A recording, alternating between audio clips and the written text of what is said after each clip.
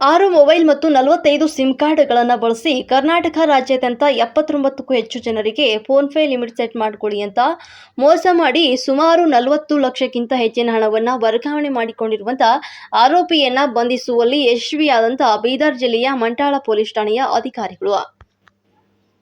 ಬೀದರ್ ಜಿಲ್ಲೆಯ ಮಂಠಾಳ ಪೊಲೀಸ್ ಠಾಣೆಯ ವ್ಯಾಪ್ತಿಯಲ್ಲಿ ಬರುವಂಥ ಯಳವಂತಗಿ ಗ್ರಾಮದ ನಿವಾಸಿ ಸಂಗಪ್ಪ ತಂದೆ ಮಾದಪ್ಪ ಕಲ್ಯಾಣ ಎಂಬುವರು ಫೋನ್ಪೇ ಲಿಮಿಟ್ ಸೆಟ್ ಮಾಡಿಕೊಳ್ಳಿ ಅಂತ ಹೇಳಿ ನನ್ನ ಫೋನ್ಪೇ ಲಿಮಿಟ್ ಸೆಟ್ ಮಾಡುವುದಾಗಿ ಹೇಳಿ ನನ್ನ ಅಕೌಂಟ್ನಿಂದ 75,000 ರೂಪಾಯಿ ದೋಚಲಾಗಿದೆ ಅಂತ ದೂರನ್ನು ನೀಡಿದರು.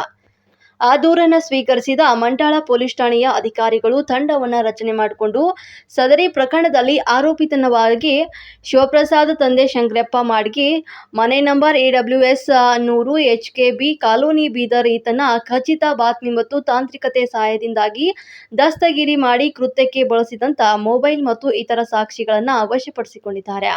ವಶಪಡಿಸಿಕೊಂಡು ವಿಚಾರಣೆಗೆ ಒಳಪಡಿಸಿದಾಗ ಕರ್ನಾಟಕದಾದ್ಯಂತ ಇರುವಂತಹ ಸರ್ಕಾರಿ ಇಲಾಖೆಗಳ ನೌಕರ ಗೂಗಲ್ನಲ್ಲಿ ಡಾಟಾ ಸರ್ಚ್ ಮಾಡಿದಾಗ ಸಿಗುವಂಥ ನೌಕರ ಮೊಬೈಲ್ ನಂಬರ್ಗಳಿಗೆ ಕರೆಯನ್ನು ಮಾಡಿ ನಿಮ್ಮ ಫೋನ್ಪೇ ಲಿಮಿಟ್ ಸೆಟ್ ಮಾಡ್ಕೊಳ್ಳಿ, ಇಲ್ದಿದ್ರೆ ನಿಮ್ಮ ಫೋನ್ಪೇ ಮತ್ತು ATM ಎರಡೂ ಕೂಡ ಬ್ಲಾಕ್ ಮಾಡುತ್ತೇವೆ ಅಂತ ಹೇಳಿ ಹಲವಾರು ಜ್ಯುವೆಲರ್ಸ್ ಅಂಗಡಿಯವರ ಮತ್ತು ಮೊಬೈಲ್ ಅಂಗಡಿಯವರ UPI ಐಡಿಯನ್ನು ಎದುರಿನ ಸರ್ಕಾರಿ ನೌಕರರ ಫೋನ್ಪೇ UPI ಐಡಿಯಲ್ಲಿ ದಾಖಲಿಸುವಂತೆ ಮಾಡಿ ಸರ್ಕಾರಿ ನೌಕರ ಹಣ ಹಲವಾರು ಜ್ಯುವೆಲರ್ಸ್ ಅಂಗಡಿ ಮತ್ತು ಮೊಬೈಲ್ ಅಂಗಡಿಗಳಿಗೆ ವರ್ಗಾವಣೆ ಮಾಡಿಕೊಂಡು ಫೋನ್ಪೇದಲ್ಲಿದ್ದಂಥ ಹಣ ವರ್ಗಾವಣೆಯಾದಾಗ ಫೋನ್ಪೇ ಸ್ಕ್ರೀನ್ಶಾಟ್ ಅನ್ನು ತೆಗೆದುಕೊಂಡು ವಾಟ್ಸಪ್ ಜ್ಯುವೆಲರ್ ಅಂಗಡಿ ಮತ್ತು ಮೊಬೈಲ್ ಅಂಗಡಿಗಳಿಗೆ ಅದನ್ನು ತೋರಿಸಿ ಅಲ್ಲಿಂದ ಬಂಗಾರದ ನಾಣ್ಯ ಮತ್ತು ಹೊಸ ಮೊಬೈಲ್ಗಳನ್ನು ತೆಗೆದುಕೊಂಡು ಅದನ್ನು OLXದಲ್ಲಿ ಮಾರಿ ಬಂದ ಹಣವನ್ನು ಐಷಾರಾಮಿ ಜೀವನ ನಡೆಸುವ ಬಗ್ಗೆ ಹೇಳಿದ್ದಾರೆ.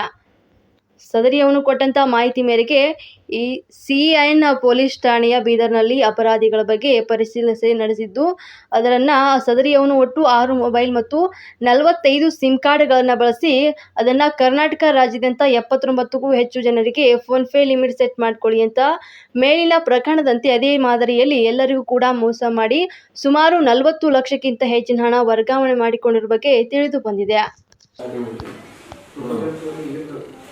ನಿನ್ನ ಹೆಸರೇನಪ್ಪ? ಶಿವಪ್ರಸಾದ್ ಮಾಡಿದ್ರು. ತಂದೆಯವ್ರ ಹೆಸರೇನು? ಶಂಕರಪ್ಪ. ನಿಮ್ಮ ತಂದೆ ಏನು ಕೆಲಸ ಮಾಡ್ತಾರೆ? Teacher sir.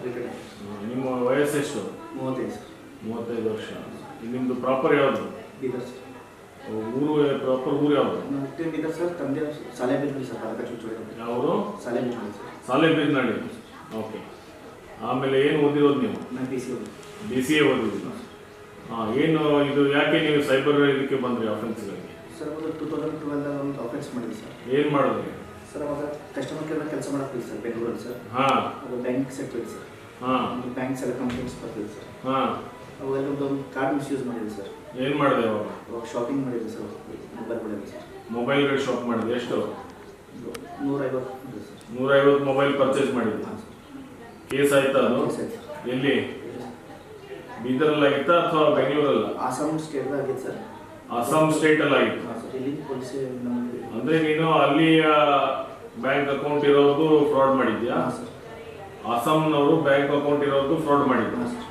ಸೊ ಅದಕ್ಕೆ ಅಲ್ಲಿ ಕೇಸ್ ರಿಜಿಸ್ಟರ್ ಆಗಿತ್ತು.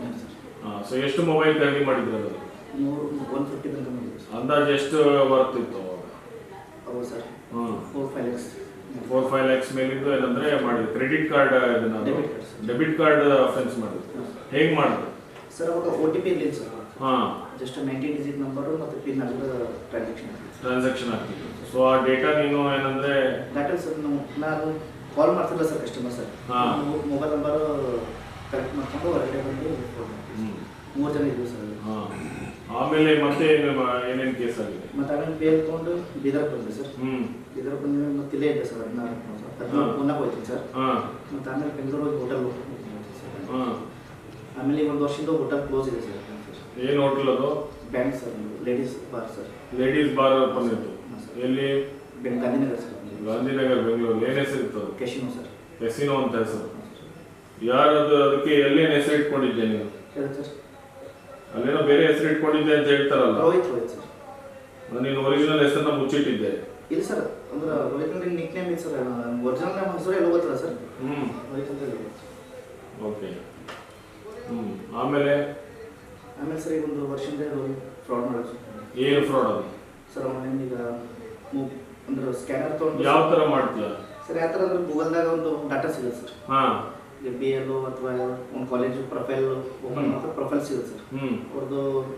ಅವ್ರದ್ದೆಲ್ಲ ಪ್ರೊಫೈಲ್ ಸಿಗುತ್ತೆ ಸರ್. ಒಂದು lecture sir, contact number, email I D. ಅಂದ್ರೆ ನಿನ್ನ ಟಾರ್ಗೆಟ್ ಎಲ್ಲ ಏನೋ ಈ ಲೆಕ್ಚರರ್ಸ್ ಲೆಕ್ಚರ್ಸ್ ಸರ್ ಅಂದ್ರೆ ಟೀಚರ್ಸ್ ಇವರೇ. ಹಾಂ ಆಮೇಲೆ ಅವ್ರು ಕಾಂಟ್ಯಾಕ್ಟ್ ನೀವು ಟೀಚರ್ ಮಗಾಗಿ ಟೀಚರ್ನ ಟಾರ್ಗೆಟ್ ಮಾಡ್ತಾ ಇದ್ದೀವಿ.